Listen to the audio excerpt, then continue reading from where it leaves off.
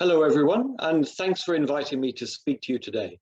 My name is BenTwist, and I'm the Director of Creative Carbon Scotland.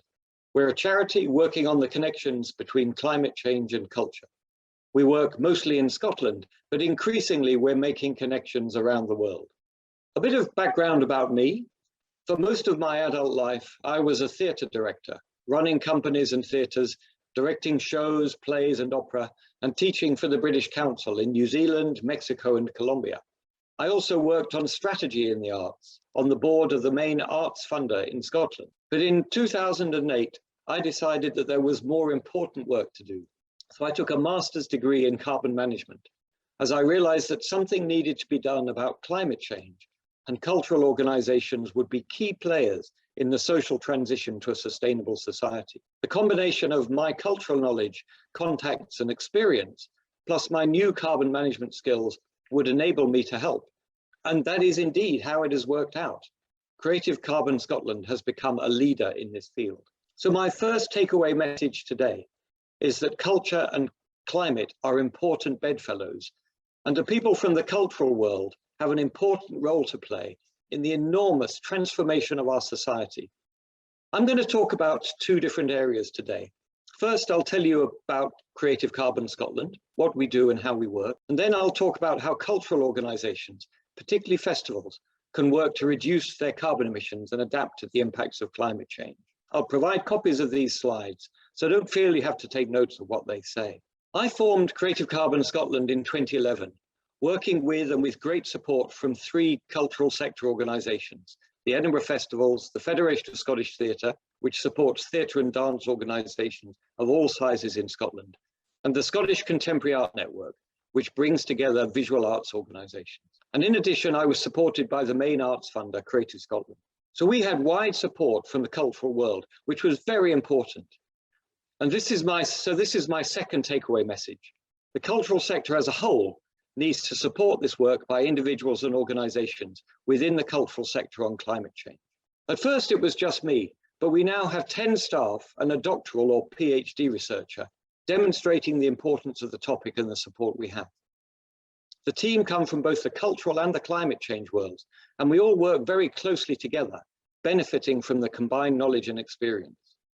We are neither a cultural organization nor a climate change one. Rather, we sit between the two often very different fields and make bridges between them.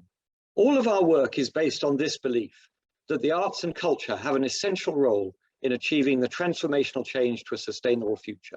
I'll explain more about what this role is later. First, a bit about how we work. We believe that to make change happen, and really we are a change organization, you need to work with individuals, organizations and structures all at the same time.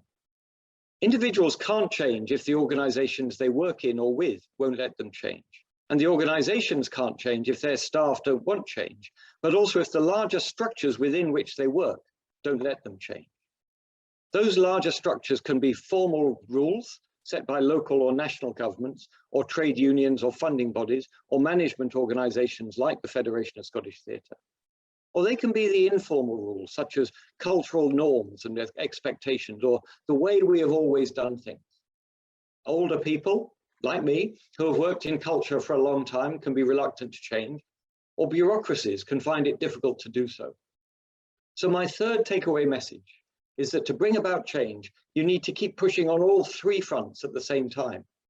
So we work with individuals, organizations, and those larger strategic bodies that set the rules.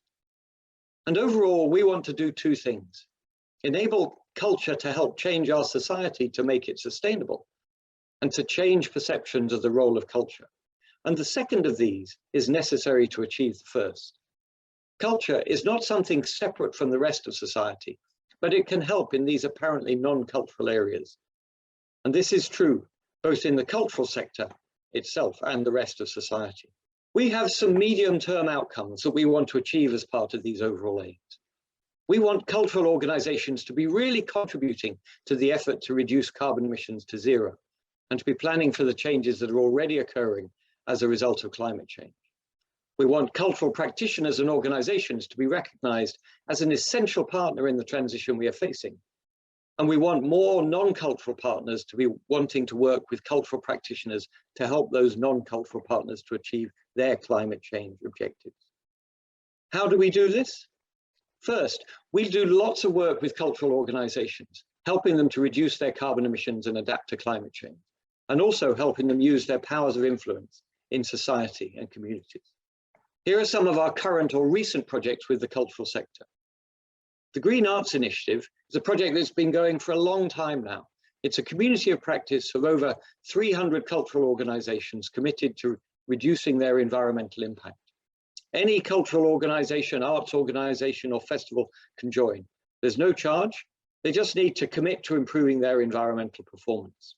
And we provide advice and resources, a friendly voice at the end of the phone or at the email, and we put people in touch with organizations facing similar challenges so they can help and learn from each other. We also run an annual conference, bringing people together so they know they're not alone. Often in an arts organization, you might be the only person working on climate change, and it can get quite lonely. My fourth takeaway message is therefore that you should work together on this area. No one has all the answers, and people find clever tricks. They share them, and then you'll all make progress. We do carbon management for cultural organizations, enabling arts organizations, festivals and venues to understand and plan how to reduce their emissions in order to reach net zero targets. And we work with the core funder in Scotland, Creative Scotland, which actually requires the larger organizations it supports to annually report their carbon emissions and submit a plan to reduce them. We provide tools, resources, advice and support in this, and I'll talk later about what to do. So you can see the link there. There's lots of information on that page. And finally here, cultural adaptations was a European Union funded project that we did with other countries. And it was research and development of tools to support cultural organizations consider how climate change will impact their work.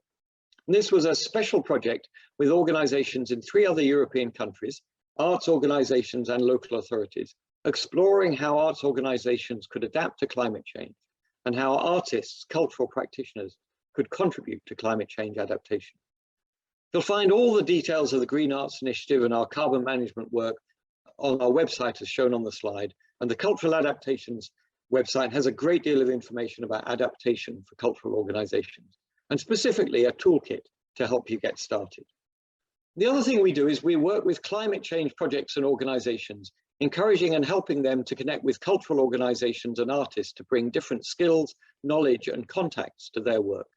A big part of this is what we call our Embedded Artist project, where we place artists in a climate change project, not to make artistic work, but to apply the skills and practices from their field into the project, in much the same way as an engineer or an accountant might do.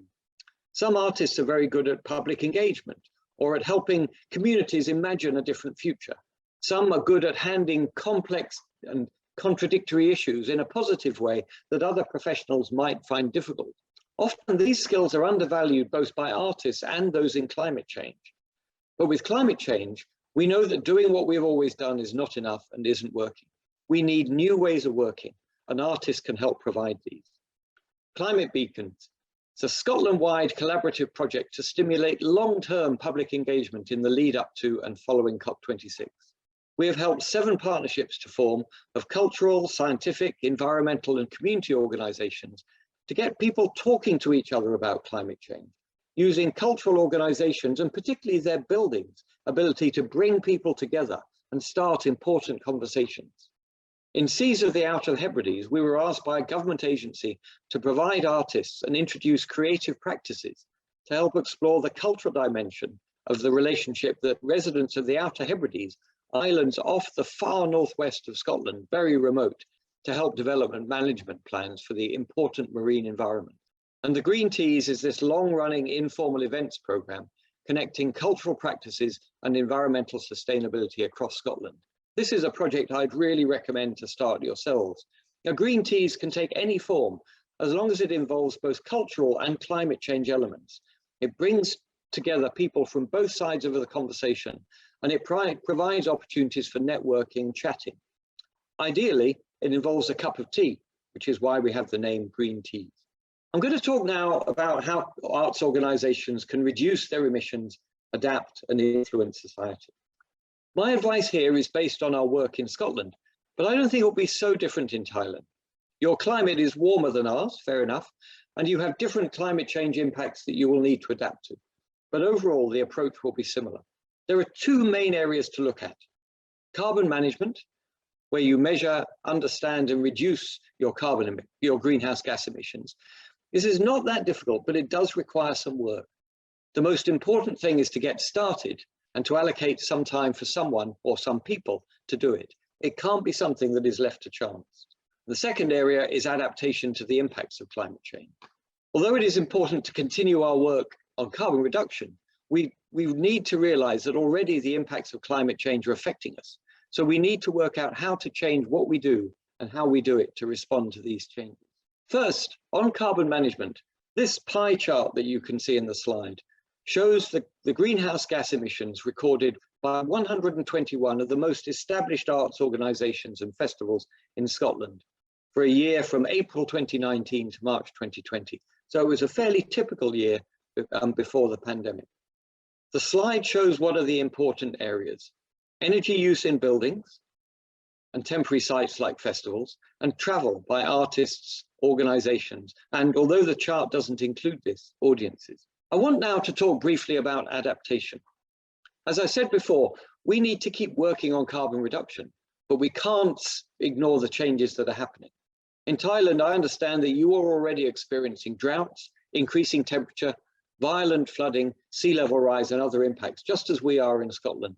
These would continue and get worse, even if we stopped all carbon emissions tomorrow, as the impacts of the greenhouse gases that we have already put into the atmosphere have yet to feed into the weather and other systems. Adaptation has often taken a backseat to carbon reduction, or mitigation as it's called in technical language. But it is increasingly important and increasingly talked about. My 8th takeaway message is therefore that we can't forget adaptation. This slide provides a definition of what climate change adaptation means in general terms.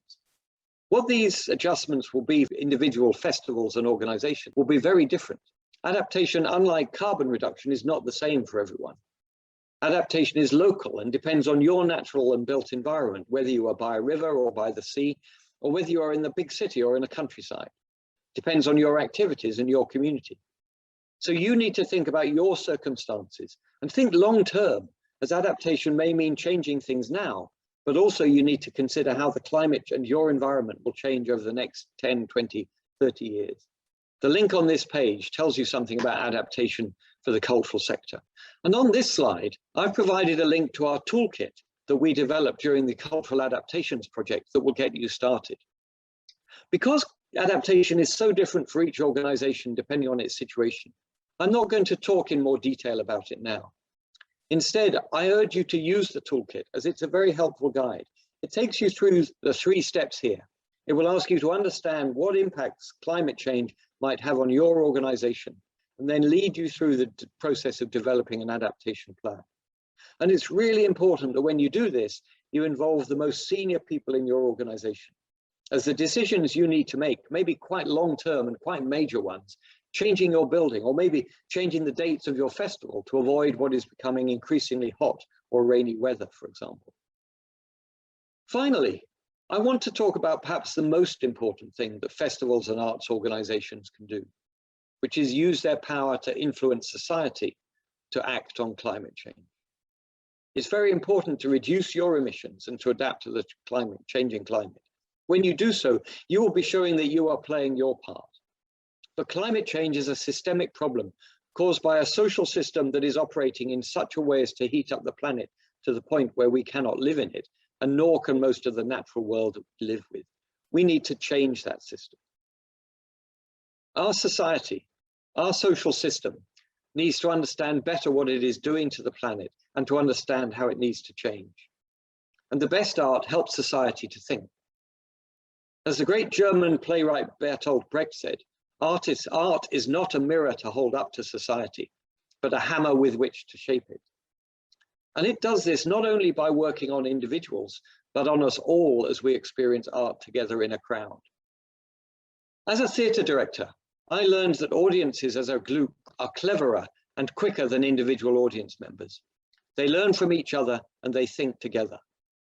The collective brain of the audience is bigger than all the individual brains put together. And climate change is an enormous and difficult challenge, which is going to take all the brain power we have to solve. We need to make use of this collective intelligence to explore a new future together. And you, as people creating and presenting the art, have a responsibility to do so.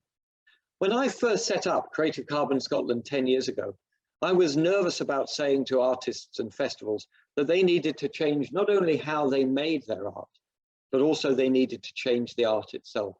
I thought it was not my role to tell them what to do. But now I know that the situation has become too serious. I have to say these things. As Greta Thunberg says, when the house is on fire, you need to act as if it is an emergency. This is no time to be saying that my art, my festival is more important than climate change.